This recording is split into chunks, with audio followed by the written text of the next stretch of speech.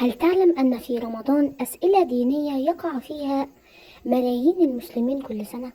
أسئلة بسيطة لكن الإجابة عليها ممكن تغير صيامك كله. خليك معانا للنهاية لأن آخر سؤال سيفاجئك. السؤال الأول: هل الصيام في رمضان فرض على كل مسلم؟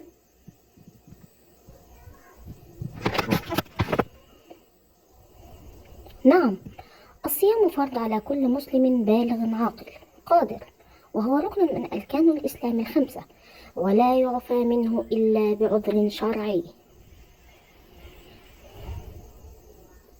السؤال الثاني: ما حكم من يفطر في رمضان عمدا بدون عذر؟ إفطار يوم واحد في رمضان بدون عذر شرعي من أكبر الكبائر، ولا يعوضه صيام الدهر كله، وعليه التوبة الصادقة. السؤال الثالث: هل النية في الصيام يجب أن تكون باللسان؟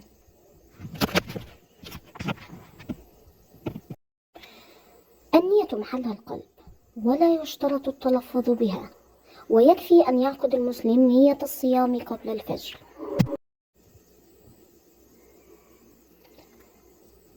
السؤال الرابع: هل السحور واجب أم سنة؟ السحور سنة مؤكدة وفيه بركة عظيمة، كما أخبرنا النبي صلى الله عليه وسلم، ولو بتمرة أو شربة ماء.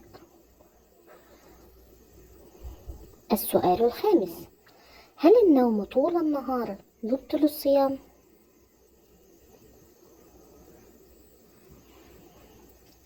لا، النوم لا يبطل الصيام، لكن يفوت على الصائم الأجر العظيم من العبادة والذكر وقراءة القرآن والأعمال الصالحة.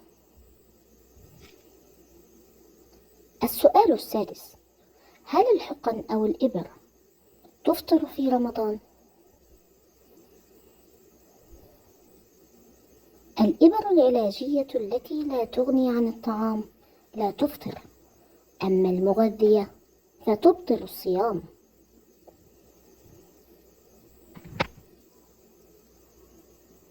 السؤال السابع: ما أفضل عبادة في شهر رمضان؟ أفضل عبادة هي الصلاة في وقتها، الصيام بإخلاص، قراءة القرآن والدعاء، وخاصة وقت الإفطار. السؤال الثامن: هل كل من صام رمضان يغفر له؟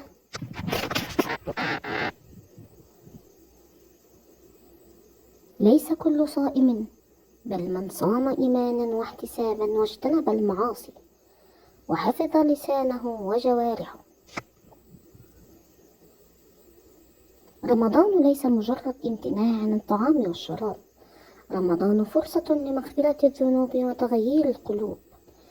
لو أول مرة تعرف بعض هذه الإجابات اعمل لايك واكتب في التعليقات أكثر سؤال تفاجأت به، ولا تنسى الاشتراك لكي يصل لك أسئلة دينية جديدة يوميا. والسلام عليكم ورحمة الله وبركاته.